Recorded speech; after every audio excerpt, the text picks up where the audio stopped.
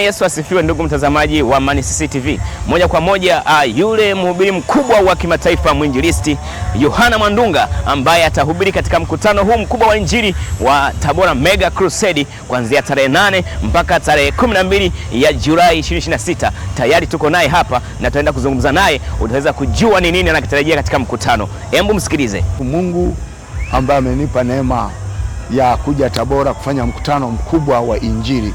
Huu mkutano utafanyika katika shule ya Kanyenye pale Tabora mjini, ambao umeandaliwa na kanisa letu zuri la Tanzania Sons of God Magomeni, Dar es Salaam.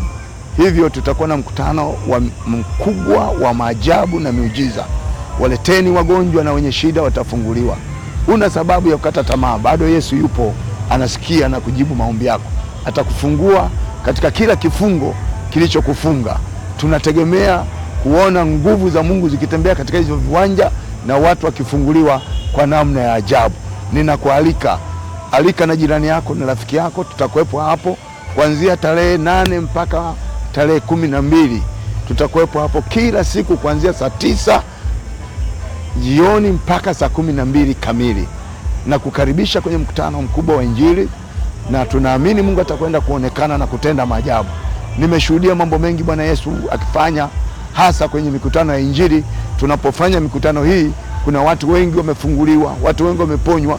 Wengine walikuwa wameonewa na nguvu za giza, wameonewa na mizimu, wameonewa na mashetani, lakini nuru ing'aayo gizani itawaweka huru, kwa sababu Yesu Kristo ndiye nuru ya kweli.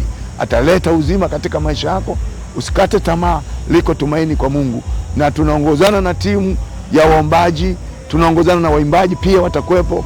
Kwa hiyo nakukaribisha, fika na Mungu atakubariki, kwa sababu yeye siku zote amesema, enendeni ulimwenguni mote mkahubiri injili kwa kila kiumbe.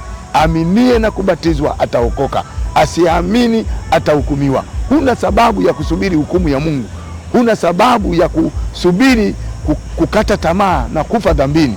Liko tumaini kwa Mungu. Ukiokoka, ukimpa Yesu maisha yako, atabadilisha. Ni mkutano wa ajabu, mkutano wa miujiza, mkutano ambao nguvu za Mungu zitakuwepo kwa ajili ya kuwafungua watu katika mateso yao. Nakualika sawasawa na neno la Mungu linavyosema, njooni kwangu nyote msumbukao na wenye kulemewa na mizigo, nanyi mtafunguliwa. Kuna nguvu itakwenda kuitikisa Tabora. Kila pando lililopandwa na shetani litang'olewa. Sina shaka katika hilo. Nimemwona Yesu akitenda mambo makubwa katika mikutano. Mungu akubariki. Asante.